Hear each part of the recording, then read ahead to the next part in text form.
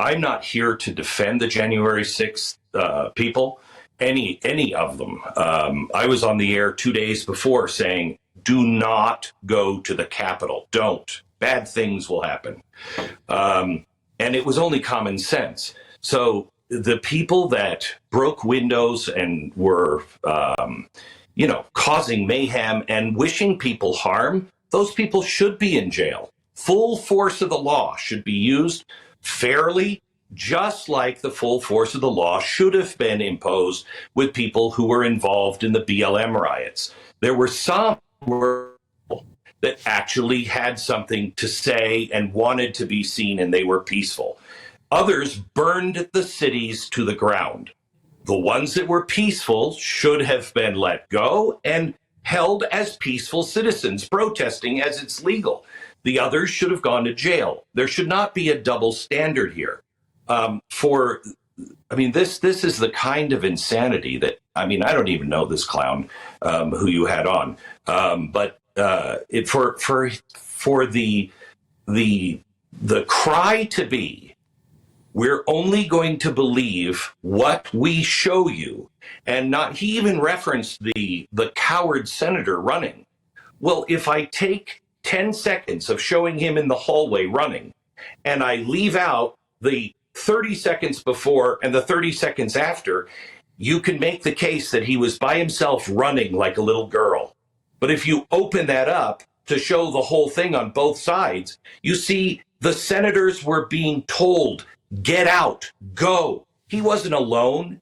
He was alone in those 4 seconds. Glenn, it's the story that won't go away, is it not? I think it's endlessly interesting that the reverberations keep on coming. Neil, I just adore you. I've been watching you, and just in your last segment, people, this is not left versus right anymore. This is people looking at the elites and saying, you're not reflecting my interest at all. This won't go away. And they've changed it from, and I've talked to Tucker several times about this off air.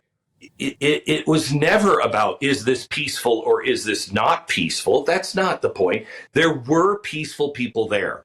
But now they're trying to say, no, it was all this. That's not the argument. The argument is, why did this happen the way it did?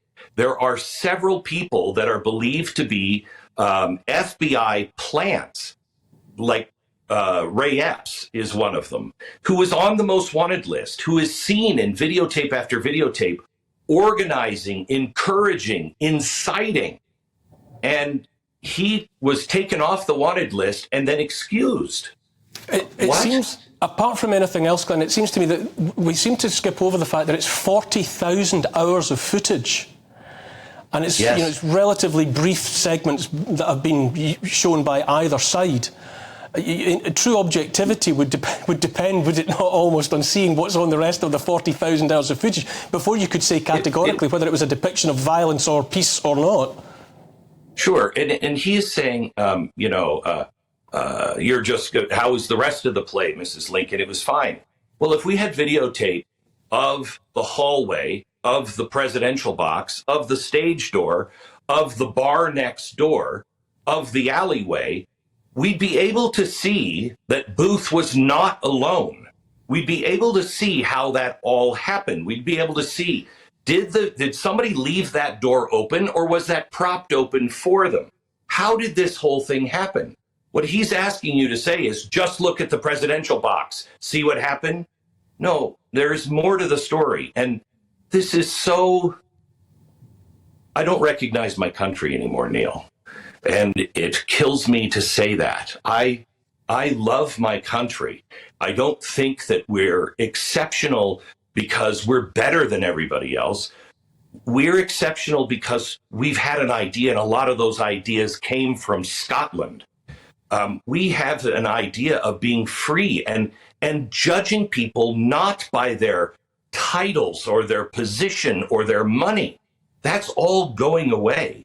America is being lost, and the world should tremble You shouldn't tremble. You're losing the America that you've known maybe for the last 20 years, because we are not America. I don't know who we are, but our ideals, our declaration of independence, that all men are created equal and that they all have rights, and we should treat justice should be blind. Justice isn't blind here anymore.